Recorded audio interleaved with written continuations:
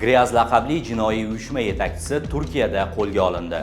U o'ldirish yoki zo'ravonlik ishlatish bilan qo'rqitish, bosqinchilik, tovlamachilik, mulkni qasddan nobud qilish yoki unga zarar yetkazish kabi jinoyatlarda ayblanib, 2023-yilda qidiruvga berilgandi. Ushbu shaxs O'zbekistonga qaytarilib, tergov organlariga topshirilgan.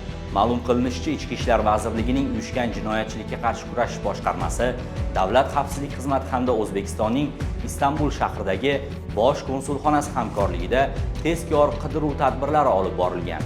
Unda O'zbekiston hududida jinoiy uyushma yetakchisi sifatida bir qator jinoyatlarni sodir etishda ayblanib, qidiruvda bo'lgan va Turkiyada tergovdan qochib yurgan Gryaz laqabli 32 yoshli shaxs qo'lga olinadi.